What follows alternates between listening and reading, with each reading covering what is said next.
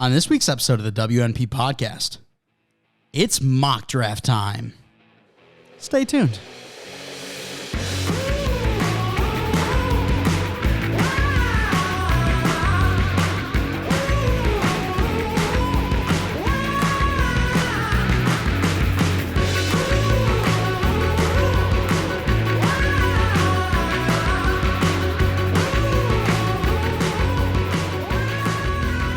Episode 172 of the We're Not Professionals podcast. I'm your host, Mike Mitchelson, and joining me today, as always, my co-host, Chase Crawshaw. Chase, how are you on this fine Sunday afternoon? I'm doing swell. Thank you for asking.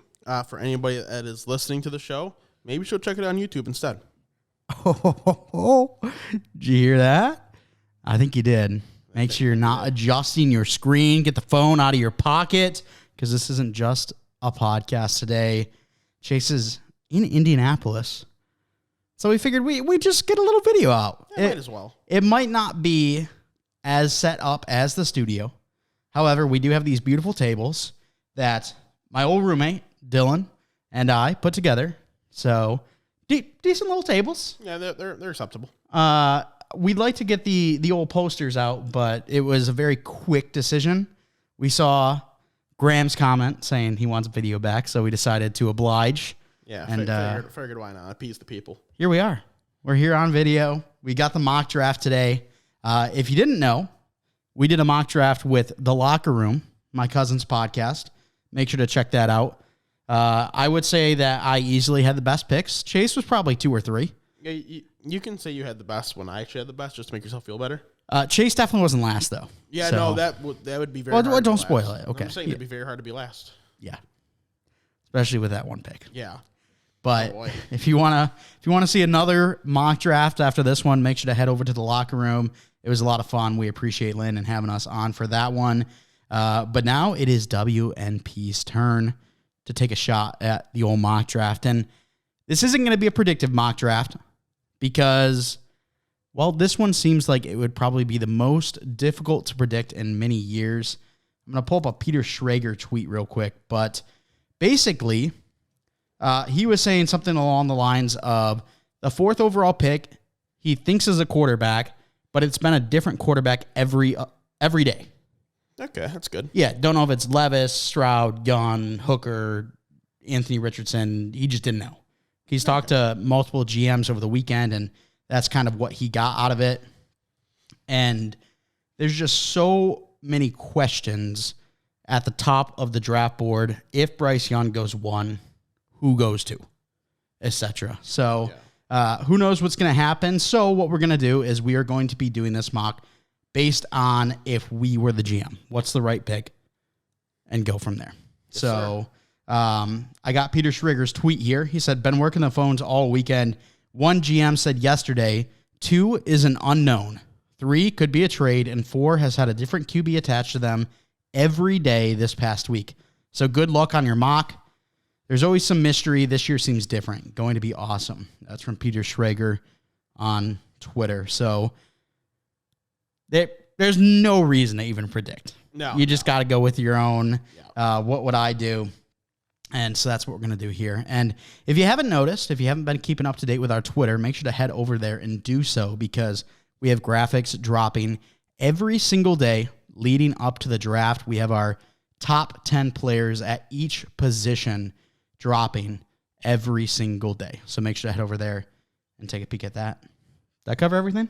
I think so. I don't know what else we'd be missing. All right. Well, Chase has evens. I have odds.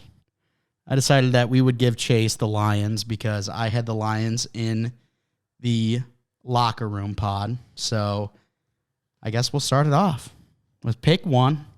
It's you. The Carolina Panthers. Now, here's the thing. They're going quarterback, obviously. If you've watched our quarterback episode or you've been paying attention to our Twitter feed, you know my quarterback 1 on the graphic is CJ Stroud, but I have Bryce Young and CJ Stroud with the same exact grade. So what do you do here? I don't know. What are you going to do here? Just because I want to make it hard on you, I'm going to take Bryce Young first overall for the Carolina Panthers. Either one of these guys are going to get a great player. CJ Stroud, incredibly accurate. Bryce Young, fantastic behind the line of scrimmage, especially when under pressure. Both guys are going to bring a little bit of a different mentality. Bryce Young, more of that traditional leader, whereas CJ Stroud, really a grinder. Dude's going to be first in, last out, and you love to see that for both of these guys. These are easily my top 2 quarterbacks.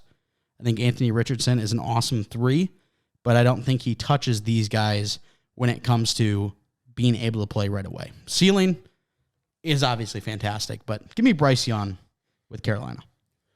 Yeah, and it does make things interesting because Bryce Young and Texans have been tied together basically since last August, and it still has been that way through the whole process based on all these reports that, you know, the Bears obviously getting first if they were going to stay there, they weren't going quarterback, or the Panthers trading up, you know, they were looking more at Stroud, maybe a Richardson, blah, blah, blah. So if this is the case and this happens, you know, it makes things interesting. And I saw this week that now Will Levis has become the betting favorite for number 2.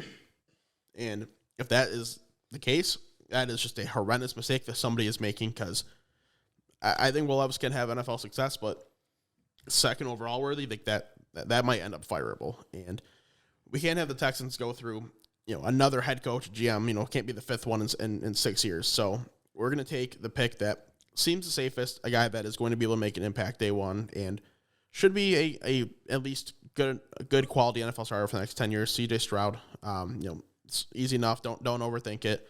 I know there's been reports that maybe they want to go with the edge position potentially, and I think that would just be a mistake. Go grab a quarterback. You can't just keep waiting it out because if you keep waiting for players, what if you end up finishing, you know, like with the 6th pick next year? Then now you have to try to trade up and get one of those quarterbacks. Like it's not worth it. Go get a quarterback. Yeah, I thought potentially you might have gone Will Anderson there. The question mark is, in real life, let's say Bryce Young goes 1. Do the Texans want to go C.J. Stroud when his agent is the same that's represented Deshaun Watson?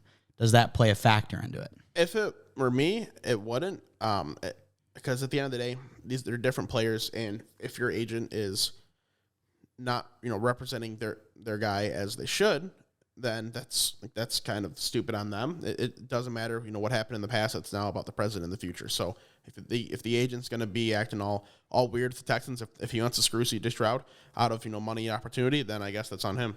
Mm-hmm. Absolutely. All right. I don't want to be super standard with these mock drafts, but I think I'm going to continue to be.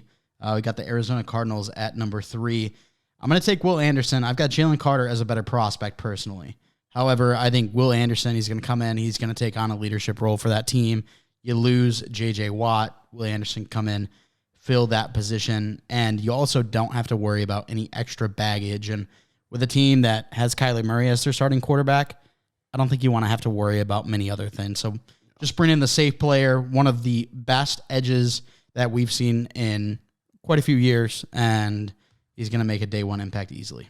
And even if he's not your number 1 player on the board, like, you know, Jalen Carter is, still the number 2 player, right? Yes. He's my number 2 as well. So it's not like it's a bad thing by any means. He's still one of these super high-end guys, a guy I have graded as worthy of a first overall pick. So you can't have any hate towards it. If you do, then I don't know what you're on.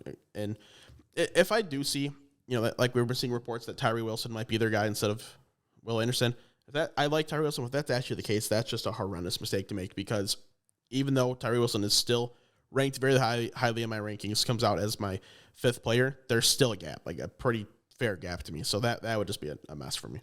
And I personally think when you look at Aiden Hutchinson, Trayvon Walker last year, it's kind of a similar position. Aiden Hutchinson, Will Anderson, definitely the more experienced, definitely the most successful college player compared to Tyree and Trayvon, who have those higher ceilings. Now, I think both Will Anderson and Tyree are better than their counterparts, but I feel the gap between Will Anderson and Tyree Wilson is even bigger than it was last year between Aiden Hutchinson and Trayvon Walker. So yeah. I agree. I'm taking Will Anderson here every day of the week. He's a younger player. He's had a more successful college career. He's going to be a defensive captain. Like, the guy is excellent. Yes. No, 100%. So we're in the same boat there. Moving on to pick 4. That is the Indianapolis Colts. I am on the clock, and I am going to make this one what makes sense to me is most logical pick. Anthony Richardson, quarterback. Florida, you're going to get a guy who has all these tools, all this upside to work with, a team that doesn't need to completely rush and be like, we have to be good this year. And you can use Gardner Minshew as a stopgap quarterback. He's someone that's definitely good enough to play. You're not going to be like carried to wins by any means, but he's not going to like lose you too many either. He's just kind of a nice, steady presence, a good transition type guy. So let Anthony Richardson, fully understand the playbook. Let him get some reps in against NFL defenses in practice. Make sure that he can develop that consistency, that accuracy before you put him into an NFL game. I think this could work out pretty well. I could see him, playing games. I mean, if he has a great, training camp, maybe he starts day one. But really, if this is the case, I see him playing games probably halfway through the season, maybe towards the end of the year, depending how they're doing.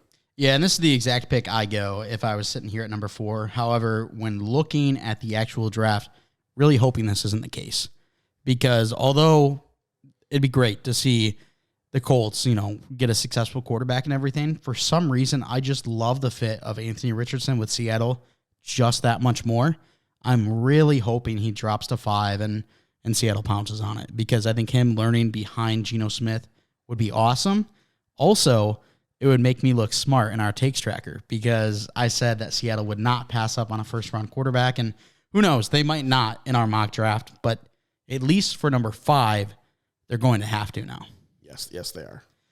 We're going to take Jalen Carter at number 5, my number 1 overall player on the board. I don't want to let this guy get past the top 10, and with the 5th pick here and the quarterback's gone, I'm not going to let him get past number 5. So I think this guy's fantastic. You just got to make sure that he's in the right headspace and you get him the help that he needs. But if you can get this guy fully focused in on football, you're going to have an absolute game wrecker for 10 plus years. I mean, this guy could have an Aaron Donald-like impact. I'm not saying he's going to get up to the level of Aaron Donald. Aaron Donald is undoubtedly a Hall of Famer already, and the guy's one of the best interior defensive linemen we've seen in a while. But Jalen Carter is the best defensive tackle prospect that I have personally graded ever. And I wasn't grading when Quinnen Williams was around and how awesome he was, but I don't think that Quinnen Williams would take down Jalen Carter when it comes to actual draft grade. Yeah, I'm in the exact same boat. I'm going to echo all those same sentiments. I mean, he's just a dude that can really, really just do it all. There's no flaw. He rushes the passer incredibly well from the inside with his size. He is an excellent run fighter. Just he wraps up. He understands, and plays develop so easily for him. He's such a great processor with just an incredible athletic build. I have to agree. I don't imagine really anybody, nobody so far in my grading process over these last couple of years either, but I can really imagine that Quinnen Williams or really much else before him would outgrade him. I don't see how it would be a thing. Yeah, guy's fantastic. So as we get into pick number 6, that is the Detroit Lions. A lot of Lions fans listen to this show. We do have to mention something about the Detroit Lions that we didn't mention at the start of the show. Yeah, they're down a couple bodies this year, as we saw Jameson Williams. Jameson Williams is going to be suspended for 6 games. We saw Quintez Cephas and what's his face, CJ Moore. They both got suspended for the year and released. And then there's one more that I'm missing too. Yeah, it's some scrub. I'll look it up for you though. It was a death practice guy, whoever it was, can't remember. But that now they're down a few bodies, and as well as like Shaka Tony. I think he's not a Lions guy, but he was suspended as well. Yep. And it makes things a little more interesting. If they think they're, in that true win now window, maybe this makes it so they emphasize receiver a little bit more. Maybe they emphasize DB more. I don't know.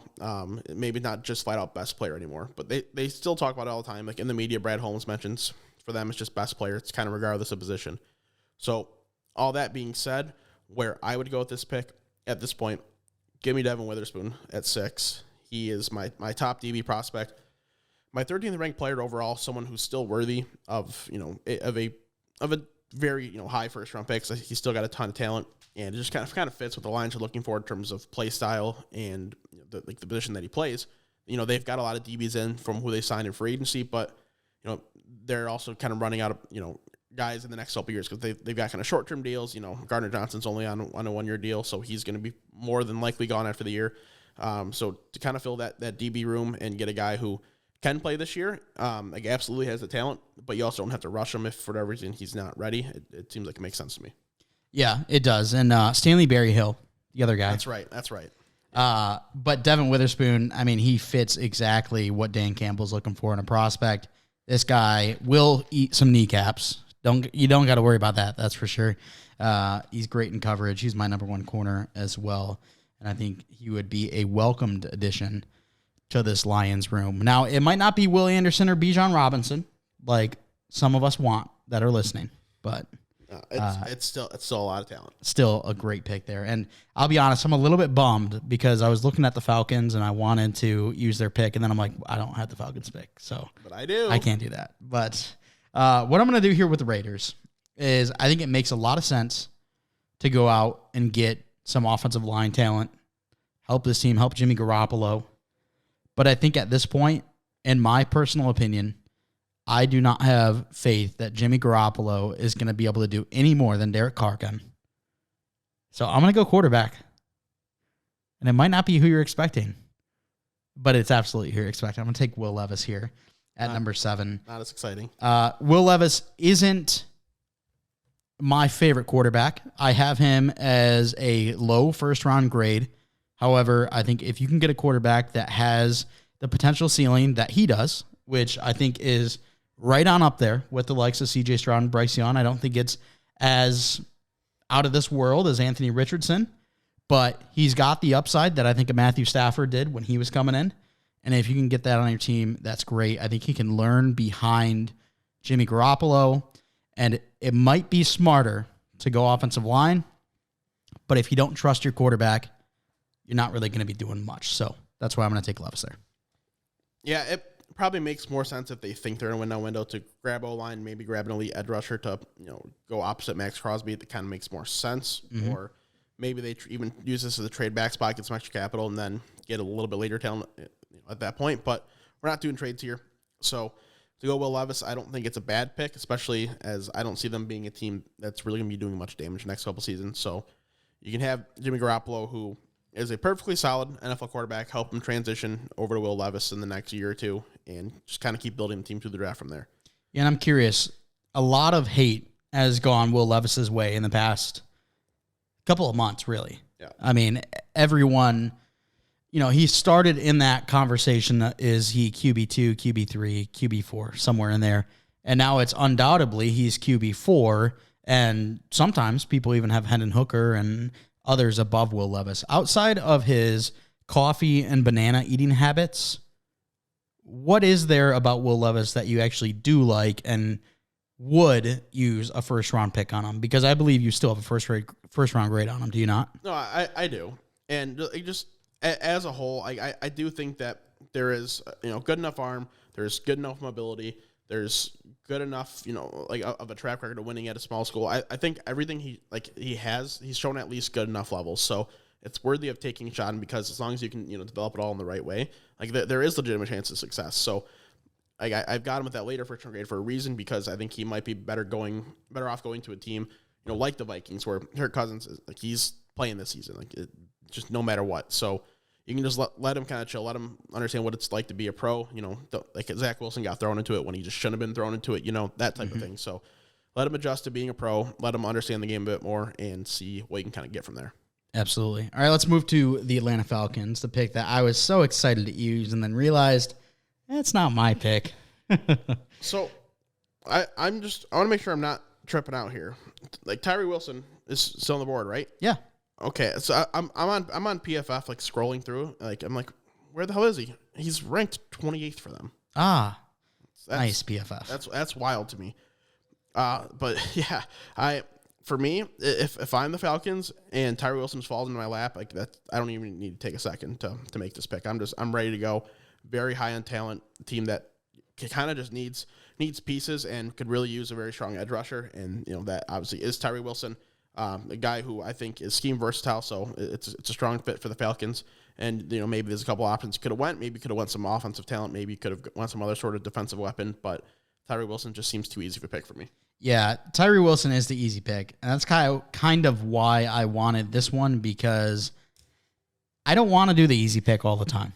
Will Levis wasn't the easy pick. That was an offensive lineman. You look at Tyree Wilson, definitely a safe pick, a smart pick, a high upside pick even. But I was looking at their depth chart, and I'm thinking, okay, they got Calais Campbell, Grady Jarrett. They brought in Arnold Ebiketie recently. These are guys that potentially could be good at rushing that passer. Tyree Wilson takes that group to the next level. But I kind of wanted to take Bijan if I had the Falcons pick, just because that rumor has been floating out there a little bit. It has been. And how big of an upgrade does that make this offense? If you have Bijan Robinson, Kyle Pitts, and Drake London, I think it would be a lot of fun. But I think that Tyree Wilson, probably the smarter pick, the safer pick, and very high upside pick as well. Oh, for sure. And end of the day, even if you're not getting Bijan Robinson, you can still get a pretty high-end running back talent in day two of this draft, maybe even some fall to day 3 because of the amount of them. So if you're not going to be a big Tyler Algier guy as a coaching staff, then you can go look elsewhere because there's going to be enough talent. So for me, a team that's not right on the cusp of winning, not much point in grabbing one right here. Yeah. With pick number 9 with the Chicago Bears, this is another potential landing spot for Bijan Robinson. However, I'm not going to make that decision. Now, if they had the 32nd overall pick right now instead of Chase Claypool, I'm jumping on it. Because I think you can look for a DeJuan Jones and Anton Harrison, guys of that caliber, to drop to that 32 pick. Will they get all the way down to 53? I'm not too sure. So I'm going to go my number 1 offensive tackle here, Paris Johnson.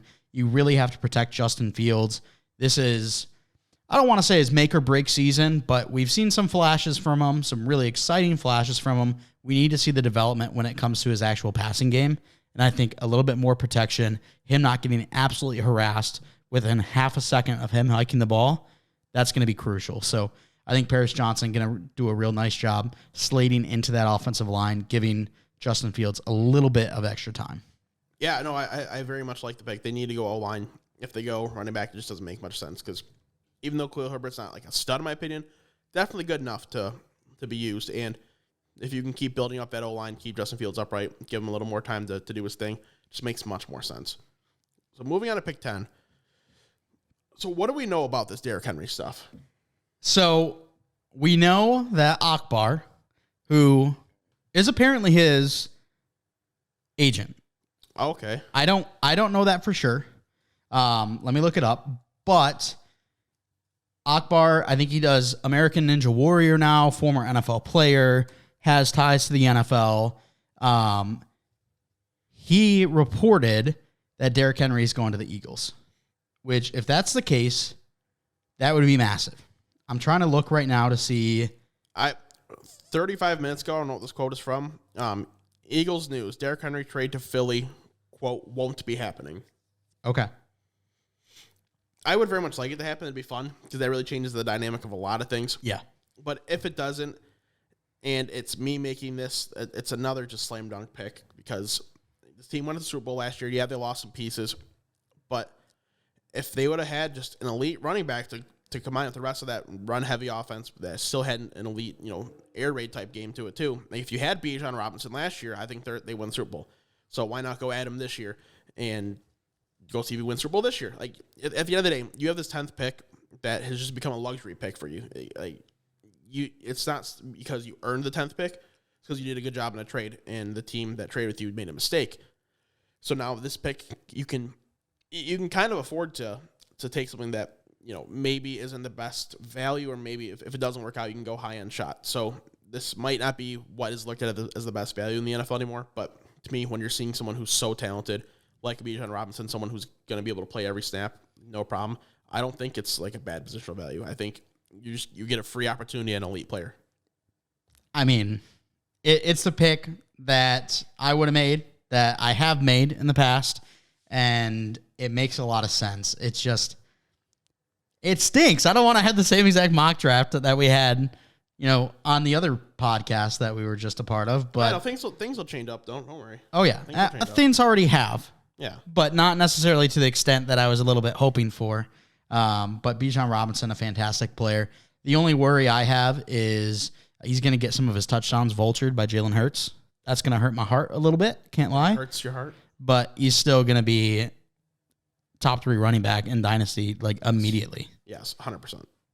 All right, we got the Tennessee Titans. If it's a case that they are keeping Derrick Henry around, they need a lot of help. They could use some help at wide receiver. Treylon Burks, their one guy. Kyle Phillips, you could potentially see him do some damage as well. I think on the defensive side, you could look maybe in the secondary, maybe in the linebacking core, but I think the smart pick right now is their offensive line hasn't been able to stay healthy, and when they have, they've been not fantastic. They get rid of, who's the guy out of Michigan that was injured all the time? Taylor Decker. Taylor Lewan. They get rid of Taylor Lewan this offseason. So I'm going to bring in not my number 2, not my number 3 offensive tackle, but I think the most versatile offensive lineman we have in this class, that being Peter Skoronski out of Northwestern. I think that they're going to need help across the offensive line, whether it be to help Andre Dillard at that left tackle spot. Maybe it's kicking inside to Daniel Brunskill, whatever it might be. If you have a position of need on that offensive line, Peter Skoronski will be able to fill it. Yeah, for sure. And, I'd avoid using him at center, but in a guard and tackle, I agree. And he is my offensive lineman too, my offensive tackle too. The versatility is huge, and it just seems like a natural fit. When you're looking at some of the guys on this draft board, I could see him being a Tennessee Titan. I really can. So I've got no hate with the pick at all. Moving on to 12, another pick that just makes way too much sense for me. A team that's just lacking weapons. They just need to keep on bolstering their roster and got to see what they can do the next couple of years, because they're not there quite yet, but maybe another 2-3 seasons, if they draft right, hit right in free agency, they'll be fine. So if they didn't have Dalton Schultz, even though it's a short-term deal, I'd consider maybe going tight end here for fun. But JSN, Jackson Smith and Jigba from Ohio State, comes in, he's immediately your number 1 wide receiver. I still see people trying to say, oh, why do you want to take a slot receiver so high?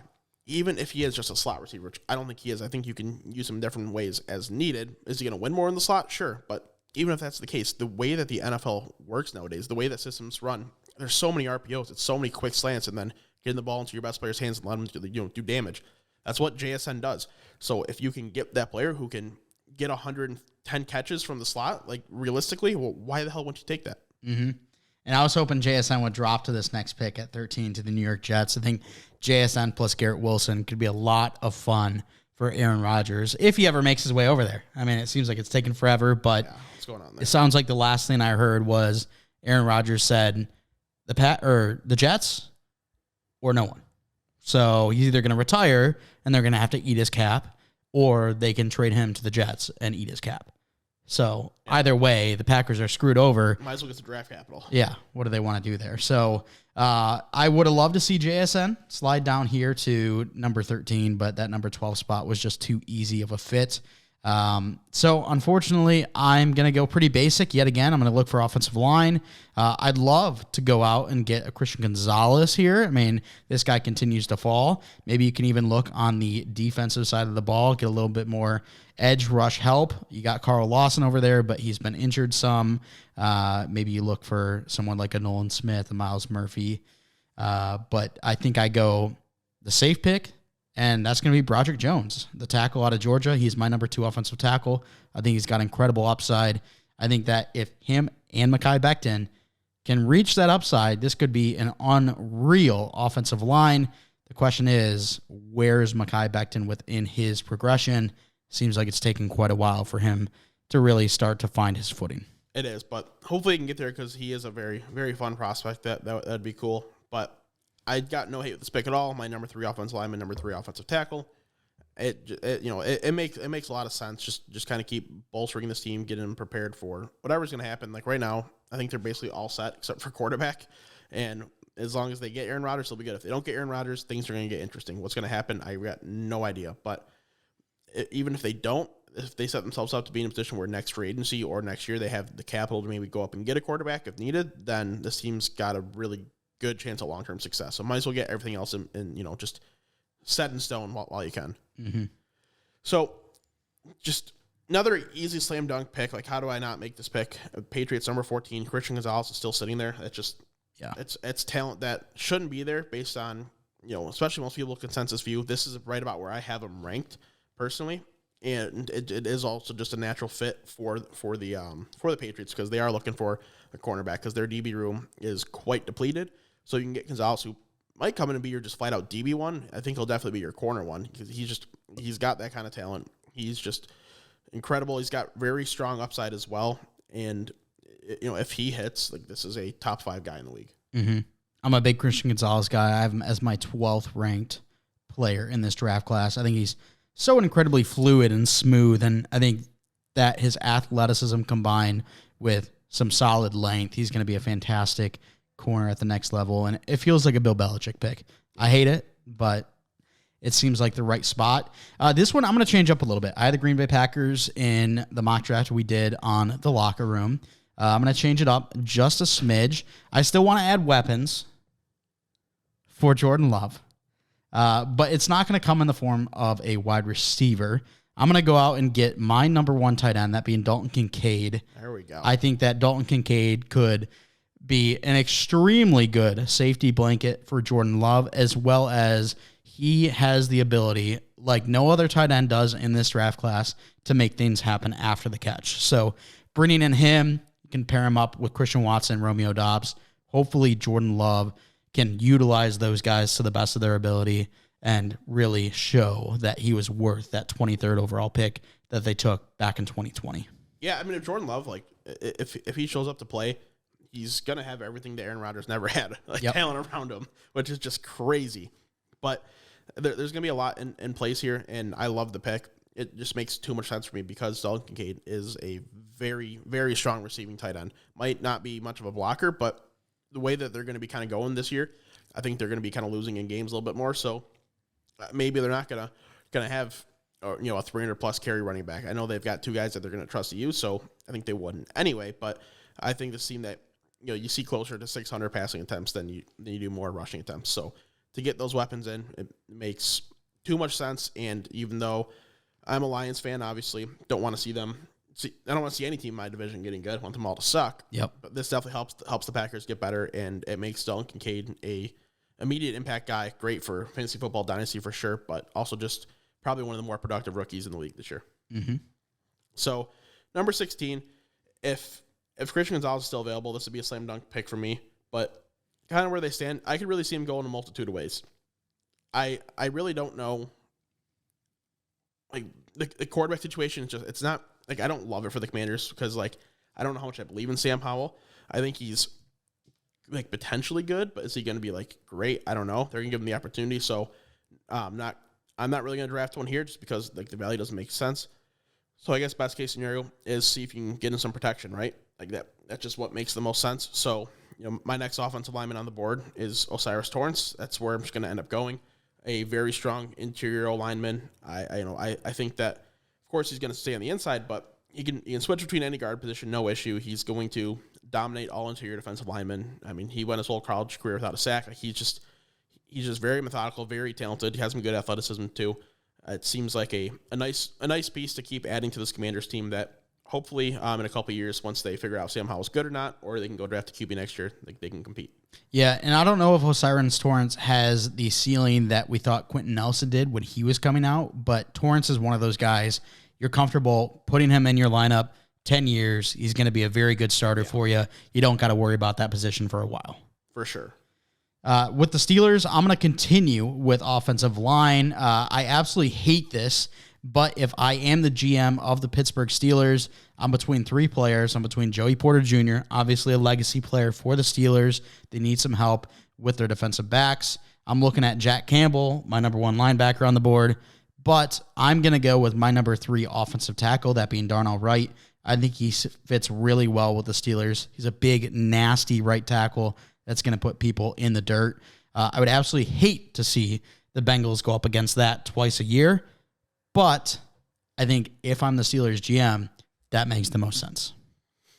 Yeah, if it were me, I'd not go offensive lineman here. I would think that, like, Joey Porter is just like a slam dunk pick here. It seems like he's been linked to him basically at this point, like all offseason, like all draft cycle, and like that's where I would have went as well. But nonetheless, offensive line, offensive tackle, yeah, it's definitely going to be a need. But I feel like, I don't know, maybe I would just hit on it later because I don't like any more of these offensive lineman values at this point. I don't have anybody ranked in the first round anymore, even before Donald Wright. So I would try to find a little bit better value, go grab a DB that I have some strong faith in. But for Mike, for this being his guy, Darnell Wright, it makes sense. And if you're a big firm believer in him, then I don't have a problem with the team going to get their guy, unless it's someone that's projected to be like a 5th round pick you're taking in the first. That might not be the brightest move. Yeah, and Darnell Wright, my offensive tackle 3, he's my 14th ranked player in the class. So that shows you how high I am on him, and I'm sticking with my guns, obviously. If I'm the GM, I'm looking at the guy that I want that fits, and for me, that's Darnell Wright. I obviously understand the Joey Porter legacy, defensive back. It makes a little bit too much sense, but when you look at the Steelers right now, their offense has been absolute garbage. If we can help that at all, that's what I'm going to be looking for. So I've got him graded as a like 2nd round pick, Darnell Wright, but he's my offensive tackle 7, my offensive lineman 9, and my 56th ranked player. Maybe you should go back and watch a little more. No, I saw plenty. We're good. But now we're moving on to my Detroit Lions 2.0. Boo. We already saw him go, Devin Witherspoon in the first round, or first pick, I should say. And, I like that pick. So now that that's done, do we look, for maybe an offensive player, maybe now that we need another receiver since Jay was out, maybe, there's some good values here. Should we spend up? Or do we keep bolstering that defense? For me, kind of a slam dunk pick. That interior has been weak for, quite a few years. Michael Brockers was brought in, thought maybe he could be the dude. Didn't really do anything for the Lions. And right now, Lee McNeil is fine at best. And if you're trying to be a competitive team and you want better, a good interior D-line, like he's just not the dude. So my IDL number 2, Mozzie Smith, the pick here, Michigan boy, went to U of M, so he doesn't have to move too far away. He gets to stay in the great state of Michigan. And I love the impact that he has on the game. Just an absolute big body. I think he's incredibly instinctive. He wraps up well. He's useful in the pass game. Just, to a lesser extent, for me, does a lot of what Jalen Carter does. Maybe not just as elite, high-end, and consistent, but he can still be an every-down type guy. Pretty high. Mozzie Smith, 36th ranked on PFF, my 42nd ranked. But similar to Darnell Wright, I know he is your guy, and I think highly of Mozzie Smith. Even though he's my 42, I still have him as a high-end round 2 player.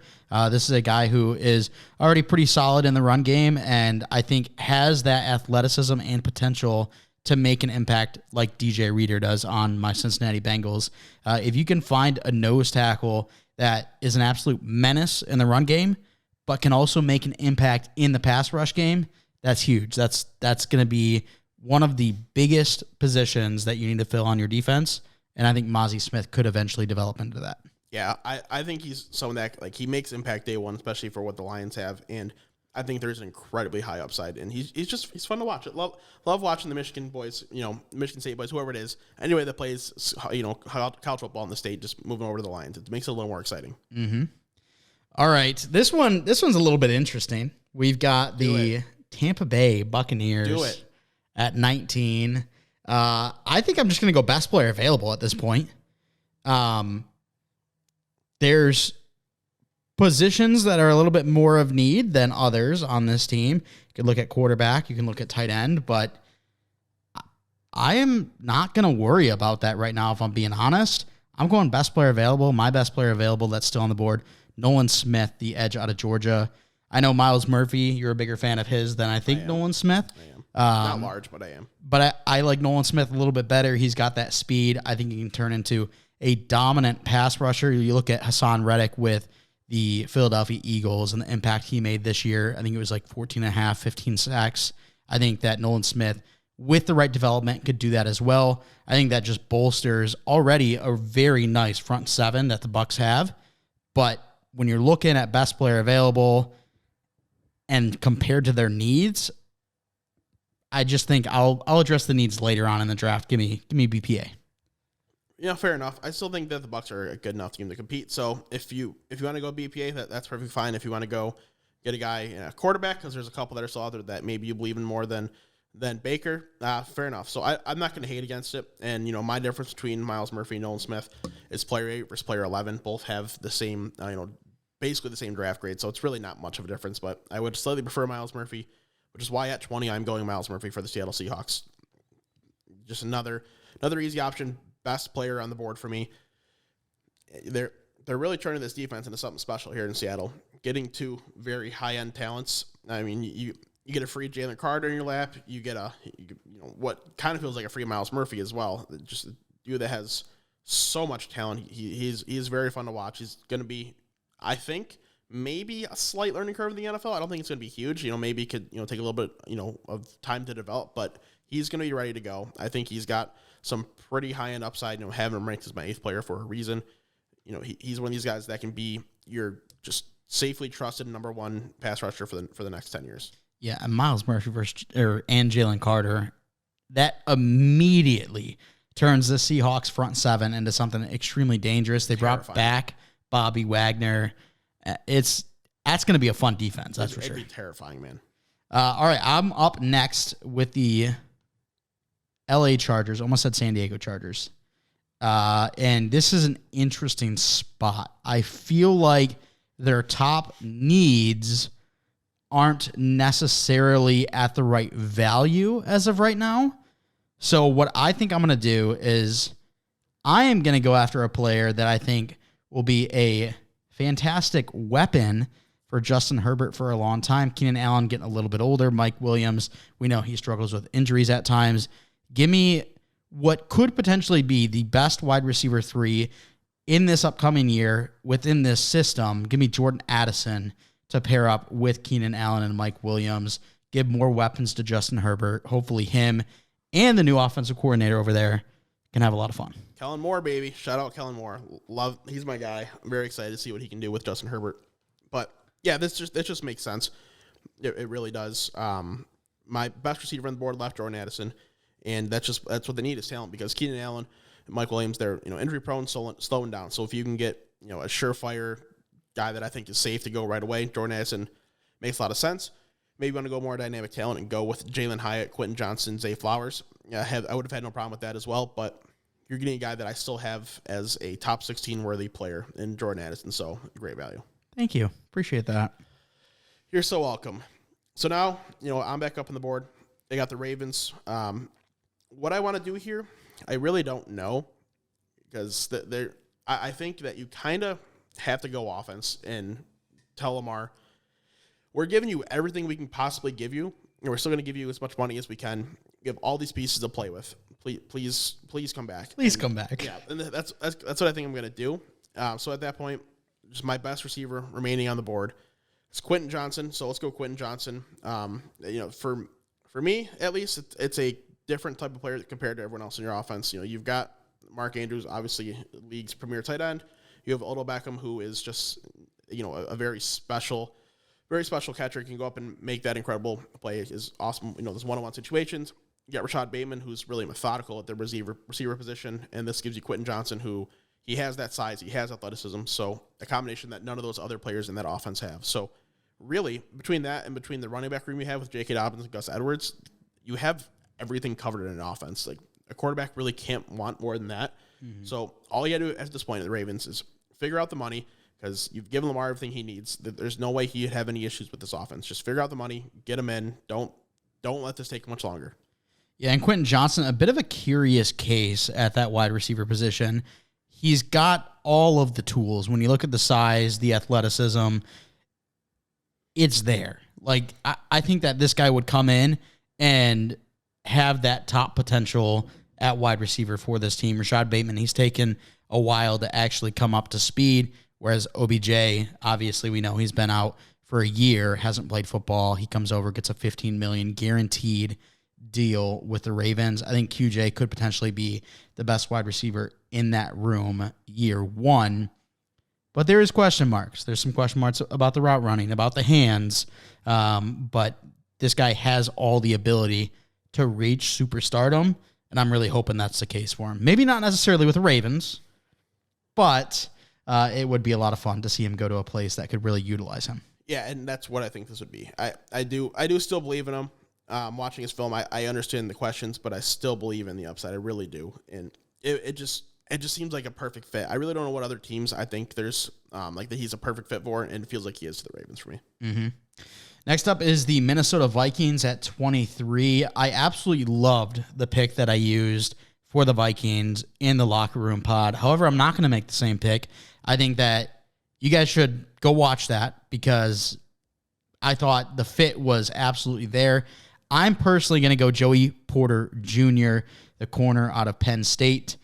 He is my number 3 cornerback in this class. When I look at the Vikings and their secondary, you got Andrew Booth, who I like quite a bit, but then you've got a Caleb Evans, Byron Murphy, Jawan Williams, guys that I don't think are at that level necessarily. So you bring in Joey Porter Jr., you're going to be able to have a big, really nice man coverage corner that can also play a little bit around. If you need to post him up at safety, I think he's capable of doing that. If you need him rushing the passer, I think he's capable of doing that as well. You bring in the defensive coordinator for, what's his name? Can't remember it. The former Miami Dolphins coach, Brian Flores. Brian Flores is your new defensive coordinator, so I think that he would absolutely love to see Joey Porter Jr. on his defense. Yeah, it's fair. He's my first player outside looking in the first round.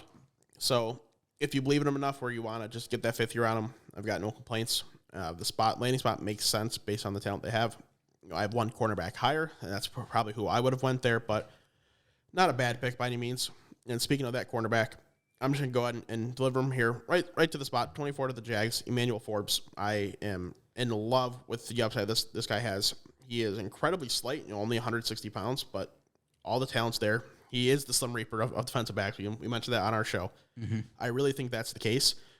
I think there's just there's so much to work with here because if he can add a little more weight, if he can add 15 pounds and still have the same athleticism, the same style that he does, like he's going to be a monster because he is a sure enough tackler. He does great in one-on-one. He just tracks incredibly well. He understands routes. He just understands receivers' eyes. He can read the quarterback very well. Like he does it all for me. The problem, the question I guess is durability going to be an issue at that size? I don't know. Right now, I'm not going to worry too much about it because we're seeing, as the NFL moves on, it's a lot more about athleticism than just being a big bruiser. So Emmanuel Forbes to the Jags is a really nice complementary piece in that defensive backfield. And at this point, they're just in a add talent position. The Jags are like ready to compete. So just get the best talent you can. Yeah, I like Emmanuel Forbes. I personally have him as a 2nd round pick. I'm just a little bit worried. I don't know if his frame can handle the extra 15 pounds that you'd like to see and continue at that already amazing mobility, elusiveness, all of that. So coverage-wise, he's one of the best in the draft. Just a little bit worried because Devonta Smith, while yes, he can be incredibly successful at the next level being the Slim Reaper, he doesn't have to make tackles. He has to elude them, whereas this guy, he needs to actually hit players versus, being able to elude them. So a little bit worried about that, but Emmanuel Forbes, also a very nice ball hawk. So if he can add a couple of interceptions for the Jacksonville Jaguars, I think that could be crucial. For sure. This one's a little bit tough for me. We got the New York Giants. Obviously, they would be hoping for one of those top 3 wide receivers. Do you have your next guy as worth the 25 overall pick, or do you go elsewhere? I'm personally going to go elsewhere. I think that they need it, but Daniel Bellinger, he looked pretty solid last year. Obviously, they bring in Darren Waller. If he can stay healthy, they might be all right. They invested in Wan'Dale Robinson last year in the 2nd round. So I'm going to go elsewhere personally. Maybe I can find someone. It's a little bit more worth their value later on. So give me Brian Branch, the safety out of Alabama. I think this is a guy that can really do it all in that secondary, whether you want to bring him up towards nickel, you want to play him at safety, you want him rushing the passer, whatever you need him to do. I think this is a guy that can really help that team. Maybe you replace your Bobby McCain, have Xavier McKinney and Brian Branch as your 2 cornerstones going forward. Or if you don't think Xavier McKinney is really proven enough quite yet, you can have him there. So Brian Branch, the guy I'm going. Yeah, a lot of talent, position of need, so definitely no complaints there. I do have receivers that are worthy of first-round picks, though, so I would have, probably went that direction, but not too much hate here. Switching over to the Cowboys, is there a couple routes I can go here? Sure. For some people, it's more about, how much do you believe in someone like Tony Pollard? Can he be the guy? Should they go running back early? What should the plan be? Or look at the tight end group; it's very slight. You got like Peyton Hendershot. Is he your number one? I don't know. Or the defensive interior, it's also pretty lacking as well. But I'm gonna go Michael Mayer. Seems like a Dallas Cowboy to me. Is going to fit well in that offense. They don't need some pure athletic player at tight end. I think they need a guy that is truly a do-it-all and focus a little more in blocking. Maybe he is legitimately 50-50 in terms of blocking and running routes. I think that would be fair. I think that would be very versatile, very usable for them, very valuable for their offense in the first round. I think that just generally this makes the most sense. I still might have one tight end higher in Darnell Washington, but to me it just seems like Michael Mayer makes more sense here. Yeah, and Michael Mayer almost seems kind of like a Jason Witten, a guy that doesn't have the best athleticism, but is very consistent in the blocking game, very consistent when it comes to catching the ball in the red zone. So that could be a very nice fit for them there. I wouldn't love it because it's the Cowboys, and I actually tend to like Michael Mayer quite a bit, but I think it makes a lot of sense. When you look at the Buffalo Bills, the Bills have been a team that I know you as well, have been clamoring, get your running back. It would be awesome to see Josh Allen pair with an elite running back. And for that reason, I'm not going to take a running back. They added Damian Harris in the offseason. You got Damian Harris, James Cook. Hopefully he can take the next step as well. I think that can be a nice 1-2 punch.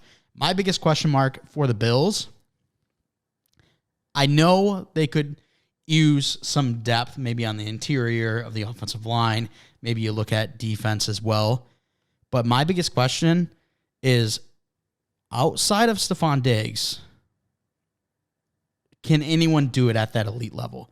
We've seen moments where Gabe Davis can be great, but then there's a lot of times where he's leaving us confused. Is this the guy we really wanted? I know he was going off the draft board in fantasy drafts very early on last year. It didn't pay off. So go give me a bona fide stud in Zay Flowers. I know it's only 2 picks down from the Giants, and I said I don't love the value, but I think that the Bills are in a spot where they have a little bit more than the Giants. They can play a little bit riskier than the Giants. They go get a guy that can hopefully finally be that number 2 behind Stephon Diggs. Yeah, the Bills are in a spot for me where it's just offensive weapon or just defensive back basically. Consider linebacker as well. Those are really it, and I want to give Josh Allen the best opportunity possible to succeed. So, given the weapons, I've got no problem with this pick at all. I still got one receiver higher than Zay Flowers and Jalen Hyatt, so maybe I would go that route instead. But I see how Zay Flowers kind of fits, and it makes a ton of sense to me. Moving on to your Bengals, Mike. Woohoo! Two mock drafts in a row that I get them. I'm going to change it up a little bit. I did, for the viewers, I did try to make a trade. I said you can have number 5 overall with the Seattle Seahawks as long as I get my Bengals. He declined. I did. So. Nah, I want them. It doesn't matter. You don't want Darnell right anyway, so you hate no matter who's going to go with this pick. Not necessarily, depending on who it is, but we'll see. So I went one position group in our last mock draft. I'm not going to go with that position group this time around. Good. And it's very important to just make sure Joe Burrow is as happy as possible, has as much talent around him as possible. Joe Mixon, doesn't really look like he's that guy anymore, has all this weird stuff going on off the field. I got to imagine they move on at some point. I really don't know for sure, though. If Bijan were available to the Bengals, I think that would be the value of the draft. Mike would be doing cartwheels, backflips, somersaults. Yeah, but he's not. But I have been seeing reports that some teams believe that Jahmyr Gibbs is the best running back in this draft class over Bijan Robinson, which I can't get there. But Jahmyr Gibbs is still awesome. Still our first round grade for me. So let's get him in a Cincinnati Bengal uniform. I love the pick. I do. Anyone that has been seeing some of my tweets, and if you've watched the Locker Room podcast, I am not a fan of tight end at this position, especially because the only one on the board right now that I think would be seen as worth this 28th overall pick would be Darnell Washington. I don't necessarily think he's the best fit for the Cincinnati Bengals, but bringing in a Jahmyr Gibbs, I absolutely love it. I think I'd be between him and an Anton Harrison, but maybe even a Kalijah Kancey. But those are the top couple of guys I'm looking at. And bringing in Jahmyr Gibbs, a fresh runner, a guy that can do everything out of the backfield as well as very good on the inside. I'm very excited for this pick, and if that were to happen, I would be ecstatic. Anyone that has been following me whatsoever knows I'm kind of off the Mixon bandwagon now. I'm kind of hoping for a Zeke-Jahmyr matchup. I think that would be a lot of fun. You got your bruiser and Zeke, who obviously has lost quite a few steps, but then you bring in Jahmyr Gibbs, who he's your lightning, and the guy's going to be fantastic. Like Zeke, he's still someone I would happily take on my roster as a legitimate, like what Jamal Williams did for the Lions last year. I would happily have Zeke in that role. I think every team should be happy to have that. So if you get a Zeke Jahmyr Gibbs like duo, that's just going to further provide to one of the league's most premier offenses. Mm-hmm. Absolutely. All right, I'm up with the Saints now. The Saints are a curious position. They lose Marcus Davenport over the offseason. You don't love to see that. This was a guy that they traded up to go and get, and he's been successful with them, but they now lose him. So I'm going to go after a guy that I think can fit that role. I'm going to go for an edge rusher. I'm going to go my top edge rusher that's still on the board. That's going to be BJ Ojulari out of LSU. I think this guy is incredibly creative and can come in and play next to Cameron Jordan immediately and have an impact. I think this Saints team, even though they're not in the best spot, I feel like there's a lot of directions they could go. I feel like they could address offense a little bit, bring in a wide receiver 2 behind Chris Olave, because Michael Thomas just isn't it anymore. You could go offensive line. You could go defensive line. So I'm going to go with BJ Ojulari because he is the highest remaining on my board. And I've got no issue with Ojulari. I do think he is talented. I've got him sitting at my, what was he overall? He's my 38th overall player, so a lot of talent. Second round grade. So almost a perfect match right there, 29 and 30. No, 38. Oh, I thought you said 30th. No, 38. My 30 is what's his face? Brian Branch. So my 38th, it's fair. I don't really have an issue with it. Maybe I'd go elsewhere. If you wanted to go edge, I'd probably go with my number one edge still remaining, but whatever. Not gonna lose too much sleep over it. So the way this board's kind of fallen, there's some very good defensive players here for the Eagles. Just they got Beachon, they got their luxury pick. Now it's time to fill a couple holes they have, and no team can ever have enough pass rushers. So when you get my best remaining edge on the board still available to you, I don't know how you can say no. So Lucas Van Ness, you are a Philadelphia Eagle, a guy who has so much talent. He has shown so much on tape, but the big question is, why didn't he play more? Why wasn't he like the dude at Iowa? And it's weird that the way that they treat the players, they run that kind of system, I guess, but he was never really given that full opportunity, where if I think he was almost anywhere else, he dominates probably as a sophomore and junior, he has 2 very dominant seasons, but instead he got to show those flashes multiple times at very high levels, and he's going to get to the NFL, be a significantly better pro than he was a college player. Yeah, I think the pick is actually really solid, especially for the Eagles, because the Eagles don't need to worry about Lucas Van Ness, their 30th overall pick, whoever they might go, to play immediately because they have so much talent. I think that he could be useful in certain positions. I think he'd probably be a little bit better on third downs than an every down player, at least for this first year. I think he needs a little bit help when it comes to the run game, really identifying the gaps when it comes to the run game, as well as I think he needs to learn some more pass rush moves. He's got a dominant bull rush, maybe the best bull rush in this draft class, but I think he is just a little bit raw. He is my edge 7. I have him as player 35, so I still like him, but I think that him going to the Eagles would be the best for him personally, because he can play in certain situations, kind of learn the game a little bit more, rather than having to just be thrown out there and hope that he can get it done. Sure. All right, let's end the draft with Kansas City. The Chiefs, the obvious top team in the league right now. They go on and win another Super Bowl. with Patrick Mahomes. I think there's certain positions you could go here. I'm looking at Kalijah Cansey. I think that would be great value. I think Deonte Banks would be great value. I think Anton Harrison would be great value. I'm not going to go any of those guys, though. I know you would think Jack Campbell would be great value because you have him as your number 10. I do. Not going to go there either. What I'm going to do is I'm going to go off my board. He's my number 9th ranked wide receiver, but I think he could really have a nice impact with Patrick Mahomes, that being Jalen Hyatt out of Tennessee. Again, like I said, he's my number 10th wide receiver, or number 9 wide receiver. But I think him joining Patrick Mahomes, he doesn't need to be that crisp route runner. He can go play your Tyreek role where Patrick Mahomes is just going to leave it up there in the air. You just got to go get it. He's got the speed to do that. I think this could be a really nice fit. I love it. I mean, my wide receiver 4, I think he's got so much talent. 25th ranked player in the class for me.